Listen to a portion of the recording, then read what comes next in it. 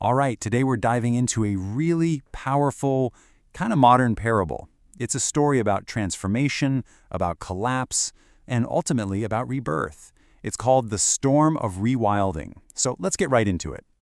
Right off the bat, our story kicks off not with comfort, but with chaos. This quote really sets the tone, doesn't it? It tells us that the change we're about to see isn't going to be gentle. No, it's a shock to the system, a jolt meant to awaken something that's been asleep for way, way too long. And where does this story happen? Well, it's set in the Sleeping Valley, a world described as being just stagnant, gray. You have to understand, this isn't just a physical place. It's really a metaphor for a whole society that's lost its spark, a culture that's traded its vitality for a quiet, predictable life. Now, the people living in this valley, they're called the last men. And it's important to get this. They aren't bad people. They're just living in this state of, lukewarm comfort. They've given up on greatness because it's too hard. They've avoided risk because it's messy. And that very comfort has become the central problem that needs to be shattered. And this is where it gets interesting. Our first agent of change storms onto the scene, the Harlequin jester. He comes down from the mountain, and he's not a gentle prophet. He's a storm. And his main weapon? Disruptive laughter, meant to wake the valley from its deep, complacent sleep. The jester is described as an aesthetic antenna. I love that phrasing. Think of him like a pirate radio station. He's tuning into a wild, unsettling new frequency that the rest of the world has forgotten how to hear, and he's broadcasting it right into the heart of the valley. He's rewiring their minds, not through force, but through art, through ideas, through a completely different way of seeing everything. So, how does he do it? Well, here's his toolkit. He unleashes what's called a Storm of Rewilding. You've got these flashing red and blue diamonds, this explosion of color in a gray world. His laughter isn't just a joke. It honors the abyss, meaning it stares right into the chaos that the last men try so hard to ignore. His whole mission is to fracture the spirit of gravity, that heavy, serious fog that keeps everyone in their place. He's a force that simply refuses to let the world stay comfortable. Okay, but the jester is only one half of the story. While he's working on the minds of the valley, our second agent of change, the wolf man, goes into the forest. And his journey is the complete opposite of the jester's. It's not external, it's internal. It's not intellectual, it's primal and biological. He is a furnace of transformation, ignited from deep within. His identity is called the atavistic sovereign. Now that's a powerful title. What it means is he's not just a man. He's a king reclaiming an ancient, instinctual power, a power that civilization has buried and tried to make us forget. He represents the return of that primal will to dominate, to master oneself and the world.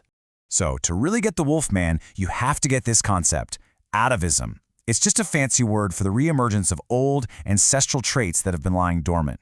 In our story, it's that raw, instinctual power from humanity's deep past, bubbling up to the surface. And that is the source of the Wolfman's incredible power.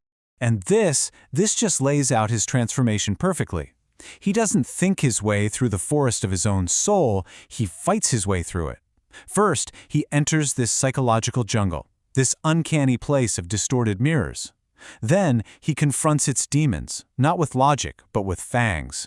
He doesn't sit and analyze his hidden truths. No, he digests them, turning them into raw energy stored in his muscles. Finally, he emerges as something totally new, a living covenant, a perfect fusion of flesh and spirit. So now we have these two completely different forces at work. How do they connect? Well, they form what the story calls a pincer.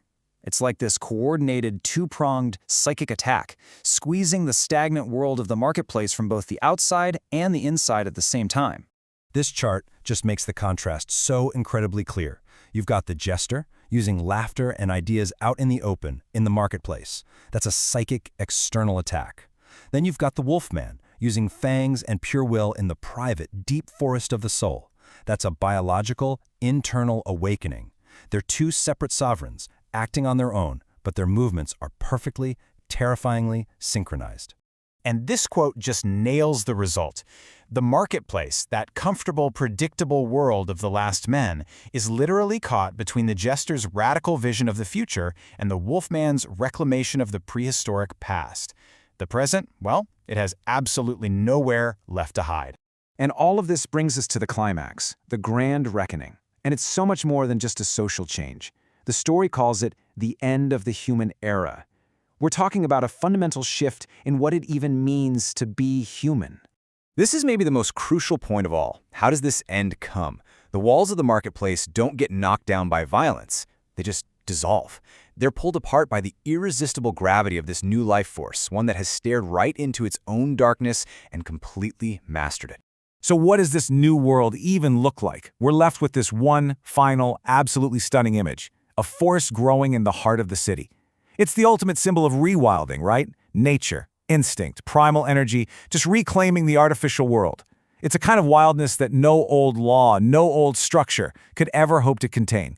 And the story leaves us right there, with the sound of the jester's bells and the wolf's howl, signaling an end. But it also poses this final, huge question for us to think about.